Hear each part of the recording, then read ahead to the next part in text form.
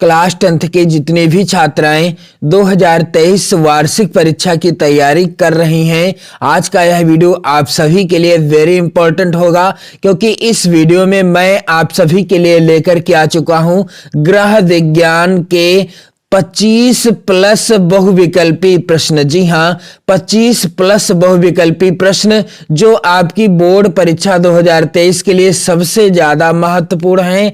आपकी बोर्ड परीक्षा 2023 में जो बहुविकल्पी प्रश्न आने वाले हैं, जैसा कि मैंने आप सभी को बताया है कि इस बार 20 प्रश्न आएंगे बहुविकल्पी, और जिनका उत्तर कहां पर आपको फिल करना होगा, OMR शीट पर फिल करना होगा। और OMR शीट भरने का तरीका मैंने बता दिया है ऑलरेडी, आपको वीडियो चैनल की प्लेलिस्ट में मिल जाएगा।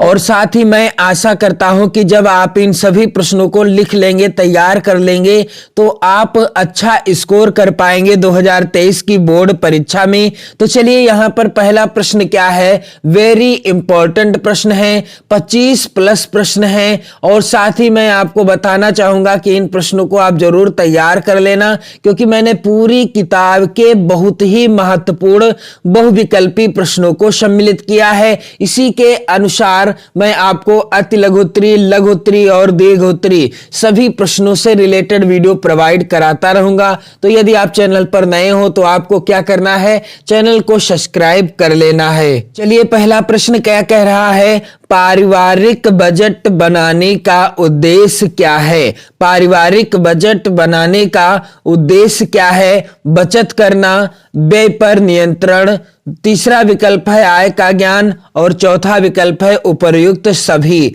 तो पारिवारिक बजट बनाने का उद्देश्य क्या है, इसका राइट आंसर क्या हो जाएगा, इसका राइट आंसर है बचत करना, व्यय पर नियंत्रण करना, आय का ज्ञान होना, यानी उपर्युक्त सभी। यहां पर कौन सा विकल्प सही है, चौथा वाला विकल्प सही हो जाएगा। अगला वेरी इंपॉर्टेंट प्रश्न है, और ये सभी प्रश्न बोर्ड परीक्षाओं में आ चुके हैं, इसीलिए इन प्रश्नों को मैंने इस वीडियो में सम्मिलित किया है ताकि आप बेहतर तैयारी कर सको 2023 बोर्ड परीक्षा की। और यहां पर आपको हिंदी विषय, गृह विज्ञान विषय, चित्रकला विषय, और साथ ही साथ आप ध्यान दीजिएगा महत्वपूर्ण मॉडल पेपर की भी वीडियो देख पाएंगे चैनल की प्लेलिस्ट में। और जो मॉडल पेपर आपकी बोर्ड परीक्षा 2023 के लिए सबसे ज्यादा महत्वपूर्ण होंगे, तो यहां पर आप ध्यान दीजिएगा। अगला प्रश्न क्या है, मासिक बजट बनाना आवश्यक है। क्यों आवश्यक है, आकस्मिक व्यय के लिए, दूसरा है विकल्प दैनिक खर्चों के लिए, तीसरा विकल्प है आय व्यय में संतुलन रखने के लिए, और चौथा विकल्प है व्यय पर नियंत्रण रखने के लिए। तो आकस्मिक बजट बनाना क्यों आवश्यक होता है, आय व्यय में संतुलन रखने के लिए आवश्यक होता है। यहां पर दूसरा वाला प्रश्न क्या हो जाएगा, बिल्कुल यहां पर राइट आंसर हो जाएगा दूसरे प्रश्न का तीसरा विकल्प, आय व्यय में संतुलन रखने के लिए। इसके बाद अगला प्रश्न है, आप सभी इस वीडियो को शेयर जरूर कर दीजिएगा, क्योंकि महत्वपूर्ण प्रश्नों को ही मैंने इस वीडियो में सम्मिलित किया है। अगला प्रश्न कह रहा है कि बजट की मूलभूत आवश्यकताएं क्या हैं। पहला विकल्प है भोजन, दूसरा है आवास, तीसरा है वस्त्र, और चौथा है इनमें से सभी। तो बजट की मूलभूत आवश्यकताएं क्या हैं, इसका राइट आंसर क्या हो जाएगा, बजट की मूलभूत आवश्यकताएं हैं इनमें से सभी, यानी चौथा विकल्प क्या है, सही है। बजट की मूलभूत आवश्यकताएं भोजन भी है, आवास भी है, और वस्त्र भी है, यानी राइट आंसर क्या होगा, इनमें से सभी। अगला प्रश्न है, बचत सुरक्षित रखने का साधन क्या है। बचत जो की जाती है उसे सुरक्षित कैसे रखा जा सकता है, बॉक्स में रखना, बैंक में जमा करना, पड़ोसियों के घर रखना, और इनमें से कोई नहीं। तो जब हम अपने धन की बचत करते हैं तो उसे सुरक्षित रखने का सबसे सही स्थान कौन सा है, बैंक में जमा करना। करना। सबसे सही स्थान कौन सा है? बैंक में जमा करना, बॉक्स में रखना और पड़ोसियों के घर रखना, या इनमें से कोई नहीं? तो ये बिल्कुल गलत है। बचत को सुरक्षित रखने का सबसे अच्छा और सबसे सही स्थान कौन सा है? बैंक में जमा कर देना चाहिए उस बचत को, यानी उस धनराशि को। अगला प्रश्न है यहाँ पर किसान विकास पत्र योजना। वेरी इंपॉर्टेंट प्रश्न है, कई बार बोर्ड परीक्षाओं में भी आ चुका है। किसान विकास पत्र योजना किससे संबंधित है या किसकी है? पहला विकल्प है बैंक की, दूसरा विकल्प है जीवन बीमा की, तीसरा विकल्प है डाक खाने की और चौथा विकल्प है इनमें से कोई नहीं। तो किसान विकास पत्र योजना है किससे संबंधित या कहां से है? इसका राइट आंसर हो जाएगा डाक खाने की। किसान विकास पत्र योजना किससे संबंधित है? डाक खाने से संबंधित है। अगला प्रश्न वेरी इंपॉर्टेंट है, जल का रासायनिक सूत्र कौन सा है? पहला विकल्प है H2O2, दूसरा है विकल्प H2O, तीसरा विकल्प है यहां पर CO3 और चौथा विकल्प है CO। तो राइट आंसर क्या हो जाएगा कि जल का रासायनिक सूत्र दिए गए विकल्पों में से कौन सा सही है? दूसरा विकल्प सही है, H2O जल का रासायनिक सूत्र है। और आप सभी प्रश्नों को जरूर लिख लेना, क्योंकि सभी महत्वपूर्ण प्रश्नों को ही यहां पर मैंने आप सभी के लिए सम्मिलित किया है। अगला प्रश्न कह रहा है H2O का तात्पर्य क्या है? H2O किसका रासायनिक सूत्र है या H2O का तात्पर्य क्या है? पहला विकल्प है विद्युत, दूसरा है पानी, तीसरा विकल्प है यहां पर हवा और चौथा विकल्प है आग। तो H2O का तात्पर्य क्या है? यहां पर राइट आंसर क्या हो जाएगा? पानी हो जाएगा, क्योंकि पानी का रासायनिक सूत्र क्या है? H2O है। आप ध्यान दीजिएगा, जल का रासायनिक सूत्र क्या है? H2O है। अगला प्रश्न कह रहा है कि हैजा किस जीवाणु द्वारा फैलता है या हैजा किसके द्वारा फैलता है? इस तरीके का भी प्रश्न हो तो आपका आंसर क्या हो जाएगा कि पहला विकल्प है दूषित हवा, दूसरा विकल्प है विटामिन, तीसरा विकल्प है शुद्ध जल और चौथा है दूषित जल। तो हैजा किस जीवाणु द्वारा या किसके द्वारा फैलता है? इसका राइट आंसर क्या हो जाएगा? इसका राइट आंसर हो जाएगा, आप सभी ध्यान दीजिएगा, दूषित जल के द्वारा हैजा रोग फैलता है। अगला प्रश्न वेरी इंपॉर्टेंट है, हैजा किस जीवाणु के द्वारा फैलता है? आ गया यहां पर प्रश्न कि हैजा किस जीवाणु के द्वारा फैलता है?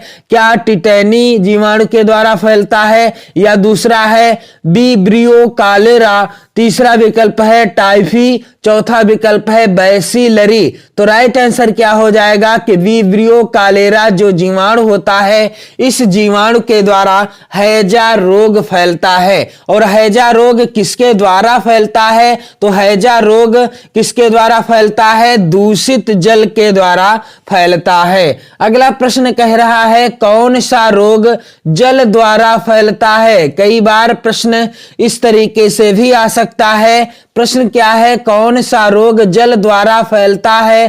पहला है विकल्प खसरा, दूसरा है हैजा, तीसरा है टिटनेस और चौथा विकल्प है फ्लेग। तो कौन सा रोग जल द्वारा फैलता है? इसका राइट आंसर क्या हो जाएगा मेरे प्यारे विद्यार्थियों? इसका राइट आंसर हो जाएगा कौन सा रोग जल द्वारा फैलता है? हैजा रोग जो होता है जल के द्वारा फैलता है। किसके द्वारा? जल द्वारा फैलता है। अगला वेरी वेरी इंपॉर्टेंट प्रश्न आपकी बोर्ड परीक्षा 2023 के लिए। प्रश्न क्या है कि प्रदूषण से बचने के लिए किस प्रकार का ईंधन उत्तम होता है? यदि हमें प्रदूषण से बचना है तो हमें किस प्रकार के ईंधन का प्रयोग लाना चाहिए खाना बनाते समय? इस प्रश्न का पहला विकल्प है लकड़ी, दूसरा विकल्प है कोयला, तीसरा विकल्प है गैस और चौथा विकल्प है कंडी। तो हमें प्रदूषण से बचना है तो किस प्रकार का ईंधन हमें प्रयोग में लाना होगा, यहां पर आप ध्यान दीजिएगा। पहला विकल्प है लकड़ी, तो लकड़ी का यदि हम प्रयोग करते हैं तो क्या होगा, इससे प्रदूषण होगा, इसलिए यह गलत है। कोयला का भी प्रयोग करने से प्रदूषण होगा। कंडी का प्रयोग, कंडी जिसे क्या कहते हैं, गांव में कंडी कहते हैं, गोबर की बनी होती है, और इसका प्रयोग यदि हम करते हैं तो भी प्रदूषण होगा। जबकि हम गैस का प्रयोग यदि करते हैं तो किसी भी प्रकार का प्रदूषण नहीं होगा, यानी धुआं नहीं होगा, तो प्रदूषण नहीं होगा। तो प्रदूषण से बचने के लिए किस प्रकार का ईंधन उत्तम होता है, सबसे उत्तम ईंधन कौन सा है, गैस है। अगला प्रश्न है, हमारे स्वास्थ्य के लिए किस प्रकार का प्रदूषण हानिकारक होता है या हानिकारक है।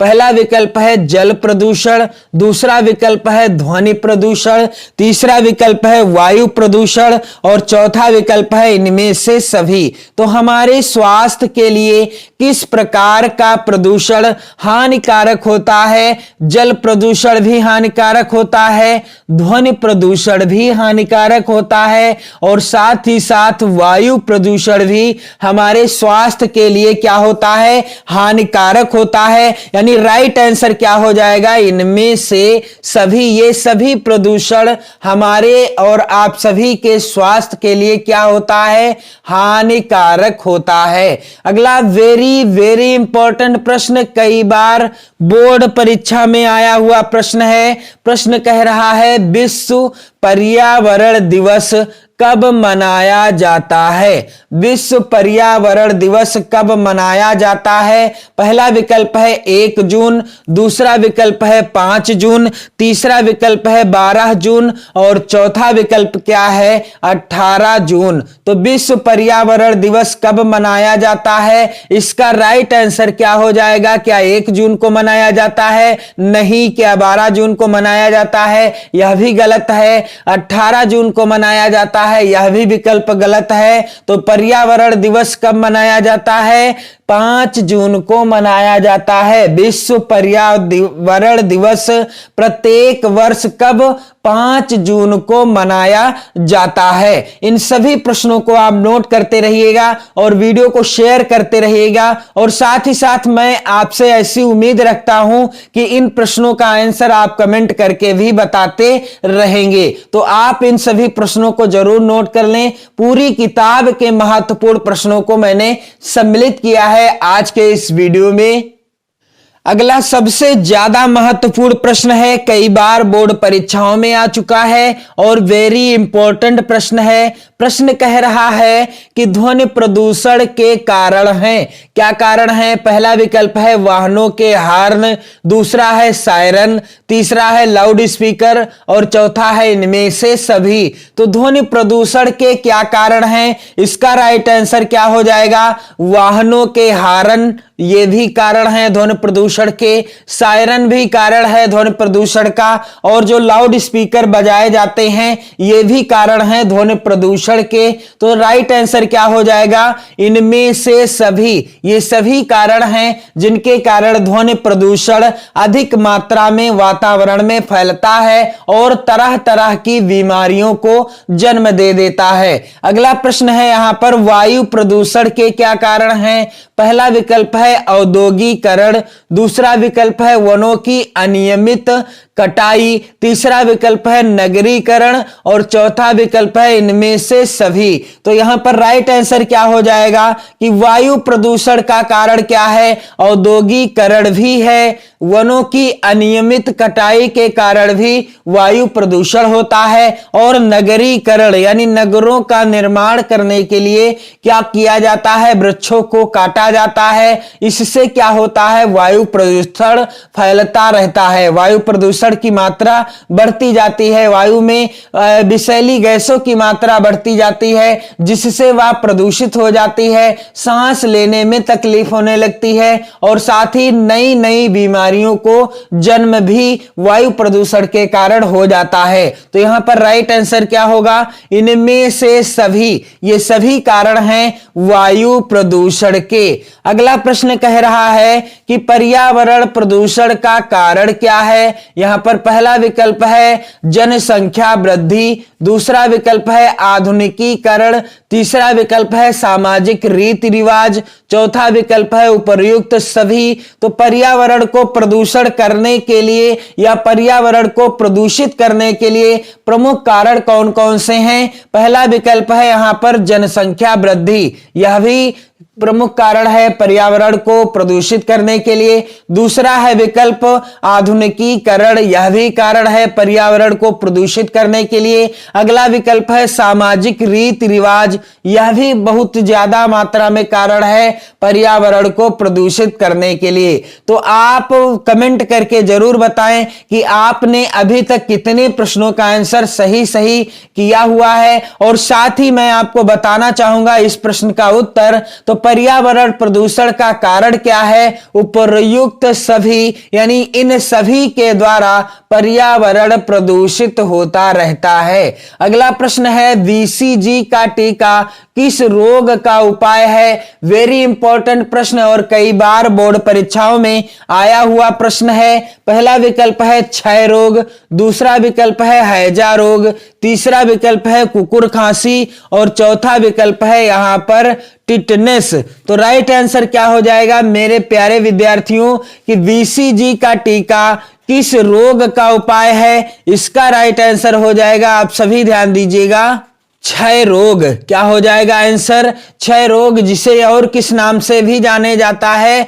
टीबी के नाम से भी जाना जाता है। बीसीजी का टीका क्षय रोग से बचने के लिए लगाया जाता है। क्षय रोग यानी टीबी का बचाव करने के लिए लगाया जाता है। अगला प्रश्न है कौन सा रोग मच्छर द्वारा फैलता है? यहां पर आप देख सकते हो कितने आसान आसान प्रश्न आते हैं आपकी बोर्ड परीक्षा में। तो यहां पर प्रश्न क्या है? कौन सा रोग मच्छर द्वारा फैलता है? पहला विकल्प है तपेदिक, दूसरा है हैजा, तीसरा है इन्फ्लुएंजा, चौथा विकल्प है मलेरिया। तो कौन सा रोग मच्छर के काटने से फैलता है? इसका राइट आंसर क्या हो जाएगा? इसका राइट आंसर हो जाएगा, और मैं आपको बताना चाहूंगा कि यह प्रश्न लगातार बोर्ड परीक्षाओं में पूछा जाता रहा है, इसलिए वेरी इंपॉर्टेंट है 2023 के लिए।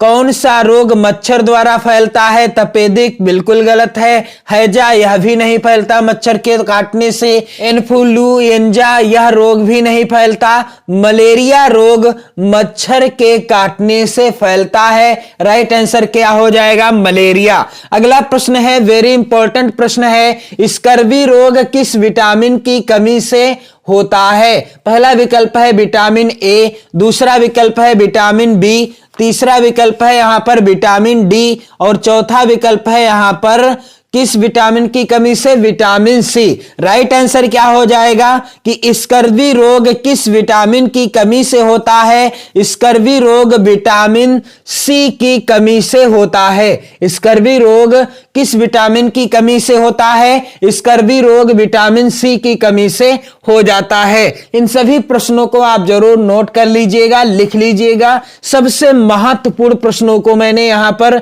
लिया है इस वीडियो में। अगला प्रश्न वेरी इंपॉर्टेंट है। प्रश्न कह रहा है संक्रामक रोग फैलते हैं। संक्रामक रोग कैसे फैलते हैं? पहला विकल्प है वायु के द्वारा, दूसरा विकल्प है जल द्वारा, तीसरा विकल्प है संपर्क द्वारा और चौथा विकल्प है यहां पर इनमें से सभी। तो राइट आंसर क्या हो जाएगा कि संक्रामक रोग किसके द्वारा फैलते हैं? वायु द्वारा भी फैलते हैं, जल द्वारा भी फैलते हैं और संपर्क द्वारा भी फैलते हैं। राइट आंसर क्या हो जाएगा? इनमें से सभी। चौथा विकल्प क्या है? सही है। वायु द्वारा, जल द्वारा और संपर्क के द्वारा संक्रामक रोग फैलते हैं। अगला प्रश्न बहुत ही ज्यादा महत्वपूर्ण है। प्रश्न कह रहा है कपड़ा काटने से पूर्व की जाने वाली क्रिया कौन सी है? पहला विकल्प है कपड़े का सिंक करना, दूसरा विकल्प है इस्त्री करना, तीसरा विकल्प है यहां पर मिल्टन चाक से निशान लगाना और चौथा है इनमें से सभी क्रियाएं। तो कपड़े को काटने से पहले कौन कौन सी क्रियाएं की जाती हैं? कपड़े का सिंक किया जाता है, इस्त्री भी किया जाता है, मिल्टन चाक के साथ निशान लगाया जाता है, यानी कपड़े पर मिल्टन चाक से निशान भी लगाया जाता है। यानी राइट आंसर क्या है? इनमें से सभी। यहां पर चौथा वाला विकल्प सही है। अगला प्रश्न है कपड़े काटने का उचित स्थान क्या है? यानी कपड़े को काटने का सबसे उचित स्थान कौन सा है? हाथ में लेकर, दूसरा है गोद में रखकर,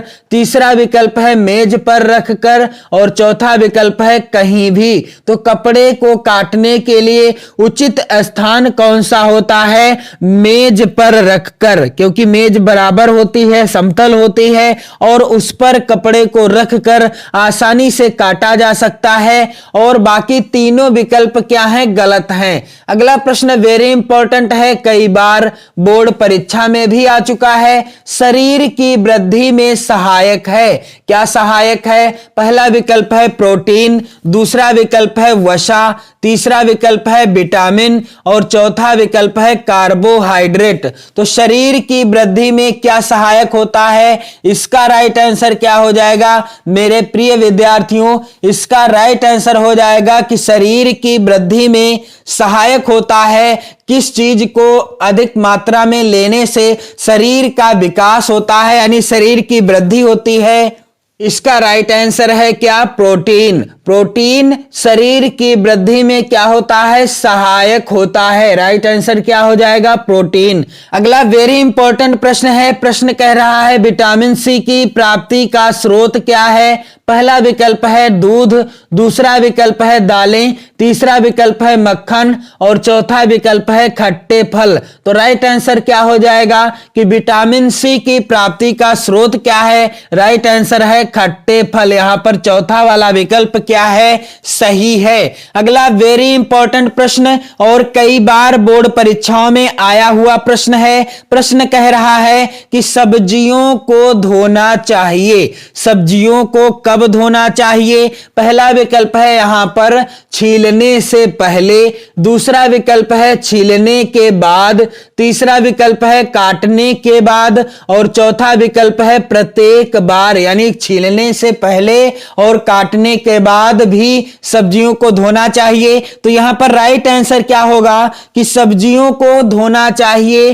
कब धोना चाहिए? इसका राइट आंसर हो जाएगा, आप सभी ध्यान दीजिएगा, सब्जियों को कब धोना चाहिए? तो सब्जियों को छीलने से पहले धोना चाहिए। यहां पर पहला ही विकल्प सही है। छीलने के बाद, काटने के बाद या प्रत्येक बार सब्जियों को नहीं धोना चाहिए। इससे उसमें उपस्थित, यानी सब्जी में या सब्जियों में उपस्थित पौष्टिक तत्व क्या हो जाएंगे? बह जाएंगे जल के साथ। तो सब्जियों को छीलने से पहले धोना चाहिए। अगला प्रश्न है रोगी का भोजन होना चाहिए। वेरी इंपॉर्टेंट प्रश्न है और कई बार बोर्ड परीक्षा में भी आया है। रोगी का भोजन कैसा होना चाहिए? गरिष्ठ होना चाहिए, चटपटा होना चाहिए, सुपाच्य होना चाहिए या फिर बिना पका होना चाहिए? तो बीमार व्यक्ति का भोजन ऐसा होना चाहिए जिससे वह उस भोजन को आसानी से पचा सके और उसे अन्य किसी भी प्रकार की परेशानी ना हो।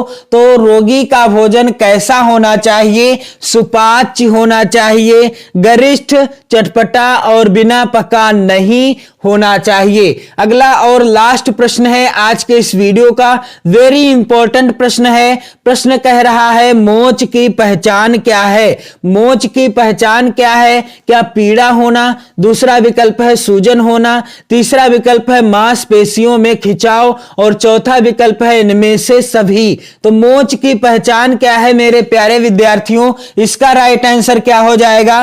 मोच की पहचान क्या है? जब हमें मोच लग जाती जाती है तो हमें पीड़ा भी होती है, जहां पर मोच लगती है वहां दर्द भी होता है और वहीं पर सूजन भी हो जाती है और मांसपेशियों में खिंचाव भी होता है। यानी इनमें से सभी राइट आंसर क्या है? मोच की पहचान क्या है? पीड़ा भी होगी, सूजन भी हो जाएगी और मांसपेशियों में खिंचाव भी रहेगा। यानी राइट आंसर क्या है? इनमें से सभी। तो आप सभी इन प्रश्नों को जरूर लिख लेना, तैयार कर लेना। सभी महत्वपूर्ण प्रश्नों को ही मैंने इस वीडियो में सम्मिलित किया है जो आपकी बोर्ड परीक्षा 2023 में 100% पूछे जाएंगे। तो यदि आप अभी तक चैनल पर नए हो तो चैनल को जरूर सब्सक्राइब कर लेना, क्योंकि यहां पर आप हिंदी विषय की तैयारी कर सकते हो, सामाजिक विज्ञान विषय की तैयारी कर सकते हो, गृह विज्ञान विषय की और चित्रकला विषय की तैयारी कर सकते हो 2023 बोर्ड एग्जाम के लिए।